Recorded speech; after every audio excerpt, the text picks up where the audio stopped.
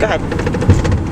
Hi, welcome to our cabin we call Pinewood here at Mount Laguna. We've just passed the Mount Laguna store at mile 23.5, and we're going to turn left here before 24.5, and look for this little sign, little house sign that says Pinewood.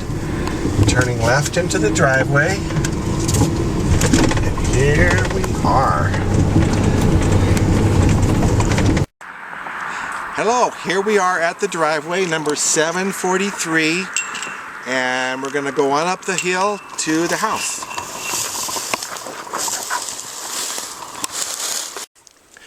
Okay, here we are at the house, number 743.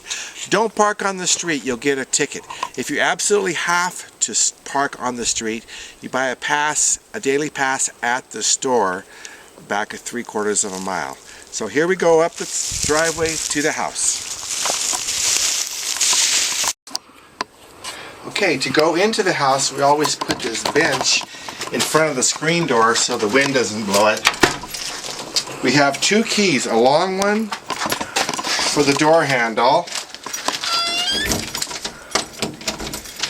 and a small one for this padlock, which is a little difficult to remove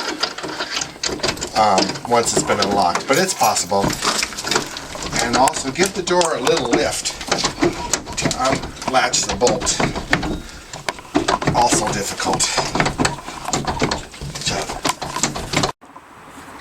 First thing to do is turn on the water to the house. The main valve is up the hill this way, about 50 feet. Okay, there are two water valves. One over here is for a neighbor. This is ours, and it's always full of dirt from the animals. You need to dig that out. Be prepared to dig it out with your hands or bring a small spoon or something. Okay, to turn the water on for the house, find this yellow handled valve, which is now perpendicular to the pipe.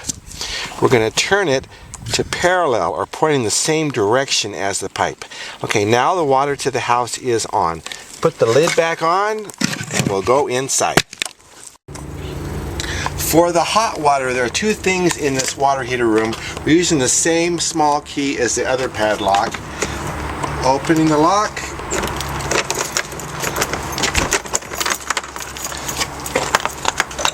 First, let's look down to the water heater, to the red knob. We're going to turn from pilot to on. Don't turn it off. If you be sure, just don't push down, you won't have any problem. Now let's look up and find this red handle, which is now perpendicular. Turn it to the parallel position, just like we did on the main water valve out front. That turns the hot water on, so it won't siphon out. When you come in, you want to look around for any traces of animals, maybe dead mice on the floor. Once we found a bat flying around. So just do a quick look around, any damage, any signs of break-ins. And then we're going to come on into the living room and we're going to start turning things on. First will be the floor furnace. Next, we're going to turn on the floor furnace. First, find this little key which is to the right of the wood stove. Now let's go in the living room. And right by the stairs, find the metal grate for the floor furnace. Lift the grate, take the key, put it on the square peg right here. Look before you turn. Turn it from pilot to burner, counterclockwise. Again, don't push down and you won't have a problem. Now the floor furnace is on. Let's come on over. We just turned on the gas for the floor furnace. The thermostat to control it is over here to the left of the piano. Turn it up to about 65 to start with. You may use 70 degrees to see what's comfortable. Okay. For the fireplace, there's a fan for this air thing over here, but to plug it in, reach down here behind the TV, find a large black extension cord and just plug it in. And while you're here, find the power strip for the TV and turn it on also.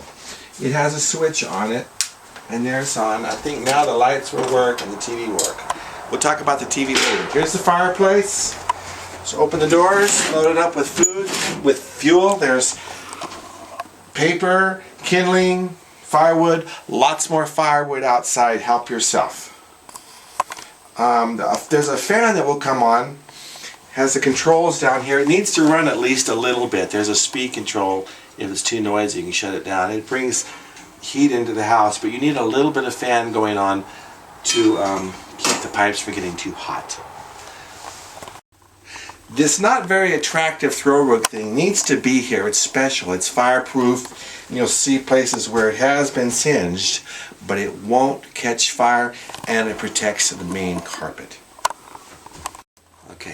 Okay, for the TV, a little tricky. 2 remotes. Use the Sony remote only to turn the TV off and on or to control the volume.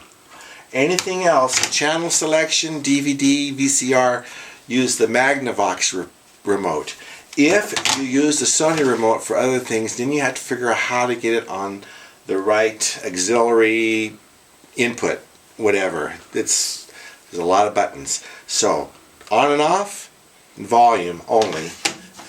Channels, DVD, VCR.